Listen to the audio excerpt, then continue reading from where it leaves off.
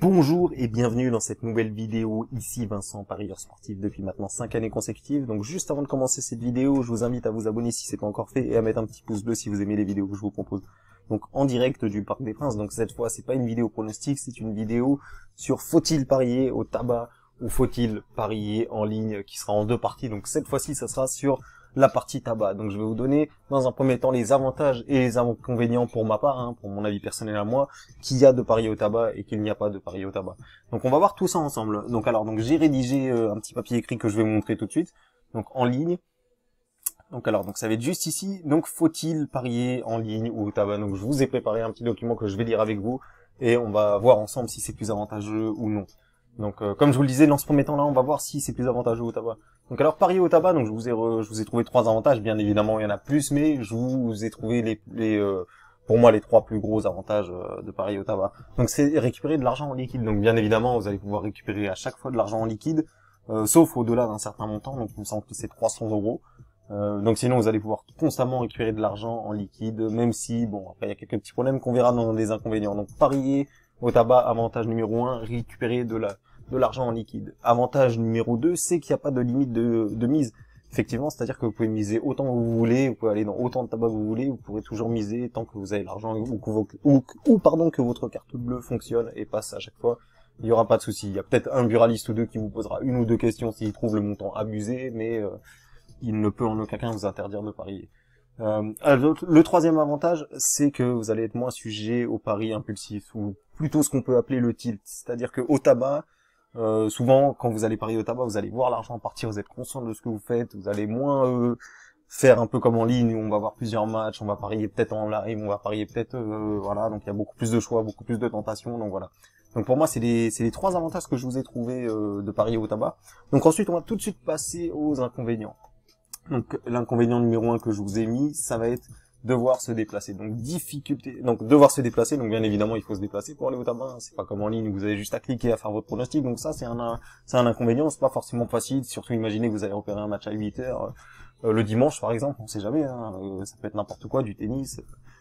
Voilà, donc ça peut être très compliqué. Des fois il n'y a pas forcément un tabac suivant là où vous habitez qui sera ouvert avant, faut faire le pari la veille, après la cote peut chuter, enfin bon voilà, c'est devoir se déplacer, inconvénient numéro 1. Donc inconvénient numéro 2, difficulté à récupérer certains gains. Effectivement, il y a certains buralistes qui sont très pénibles là-dessus. Moi, ça m'arrivait auparavant, parce qu'avant, je pariais au tabac aussi, il y a un petit moment de ça. Et il y a des buralistes qui étaient pas très contents ou qui disaient qu'ils n'avaient pas assez d'argent dans leur caisse. Donc souvent, ce montant, c'était entre 150 et 300, parce qu'au-delà, on va vous demander votre RIB et vous faire un virement, comme je vous le disais. Mais voilà, donc des fois, il y a certains buralistes, ça peut être très compliqué. On va dans un tabac, il veut pas. On va dans un autre, il a pas l'argent. Enfin bon, voilà, donc après, je sais pas où vous habitez, mais sachez que dans certaines régions, ça peut être un peu compliqué. L'inconvénient numéro 3, donc avoir beaucoup d'espèces sur soi. Donc effectivement, ça peut être problématique si on récupère pas mal de billets, parce que bon, maintenant, comme je vous dis, 300 € c'est la limite sur un seul ticket, mais maintenant, il y a beaucoup de gens, ils peuvent mettre plein de billets, ils peuvent faire plein de tickets à 100 €, récupérer 200, une cote à 2 par exemple, et puis ils vont aller faire le tour des tabacs pour récupérer leurs gains en fonction de ceux qui acceptent.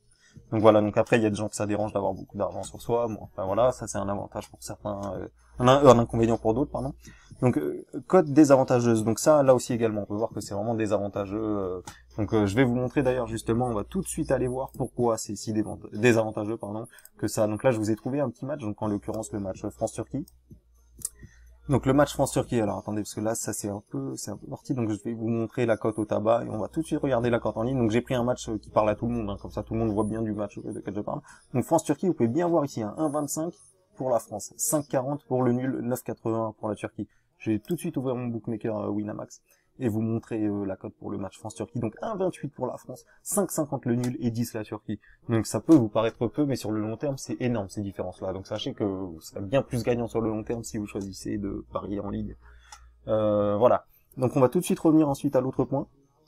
Donc voilà, donc on en était à cote désavantageuse, donc risque de rater le pronostic. Et oui, effectivement, vous pouvez rater le pronostic. Ça peut arriver que vous vous dites, par exemple, vous habitez à 5 minutes de tabac, et vous vous dites, bon allez, je pars 20 minutes avant, comme ça j'ai le temps de faire mon truc. Et ça nous est tous arrivé au moins une fois où vous avez peut-être failli rater le pari de peu, vous l'avez fait.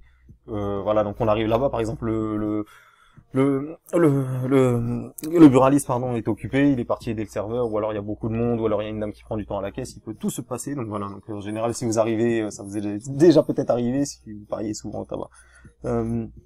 Donc voilà, donc risque de rater le pronostic. Donc ensuite, point numéro 6, moins de choix de pronostic, effectivement. Au tabac, vous n'avez pas tout ce qui est pari en live, il y a plein de paris qu'on vous propose pas au tabac et qu'on vous propose en ligne. Donc voilà, donc je vais pas trop m'attarder là-dessus, donc vous voyez de quoi je parle. Donc il y a vraiment très peu de paris par rapport à en ligne, dans ce que vous pouvez trouver, pardon, en ligne. Donc ensuite, donc voilà, impossibilité de parier en live. Donc ensuite, le point numéro 8, obligé de miser des chiffres ronds. Et ça, c'est vraiment indispensable pour moi avec la stratégie que j'utilise de miser des chiffres qui ne sont pas ronds. Parce que comme vous le savez, moi je répartis ma mise de façon à obtenir une cote bien plus avantageuse. Donc ça, c'est un critère très important. Au tabac, vous ne pouvez pas miser des centimes. Ça doit toujours être des chiffres ronds. Donc 37 euros, 38 euros, 39 euros, voilà. Et encore, je sais même pas, enfin, je vous dis ça, mais non, je me trompe même, je crois que c'est limité au tabac, ça fait longtemps que je parie au tabac, mais il me semble que c'est limité à 10, 20, 25, ou peut-être que ça a changé, mais en tout cas, une chose est sûre, vous ne pouvez pas miser des centimes au tabac, et ça, c'est vraiment problématique pour moi. Dans le sens où la stratégie que j'utilise est vraiment constamment basée sur des centimes. Il n'y a quasiment jamais de mise carrée, il n'y a quasiment jamais de chiffres ronds. Donc voilà, donc là c'était pour vous présenter les avantages et les inconvénients de parier au tabac. Donc la suite, ça sera sur les inconvénients et les avantages de parier en ligne. Donc voilà, donc en fonction de ce que j'ai dit, vous l'aurez compris. Après, ça peut être avantageux pour certaines personnes qui veulent parier au tabac, ceux qui parient rarement, ou par exemple, je sais qu'il y a des supporters qui ne parient jamais, qui vont juste mettre un petit billet quand ils vont aller voir le match de leur équipe au stade. Donc après, pour ces gens-là, ou pour des gens qui font des loto-foot, ou ça peut être avantageux, ou pour des gens qui veulent absolument récupérer de l'espèce, ça peut être avantageux. Mais si vous cherchez à gagner le plus possible dans les paris sportifs, si vous cherchez à gagner le long terme, ça ne peut pas être avantageux pour vous de parier au tabac. Donc voilà, donc c'était Vincent pour ma vidéo parier en ligne, avantage ou inconvénient au tabac. Donc voilà, donc comme je vous dis, il y aura la suite sur la même mais en ligne. Donc voilà, donc je vous remercie à tous d'avoir visionné cette vidéo et je vous dis à bientôt.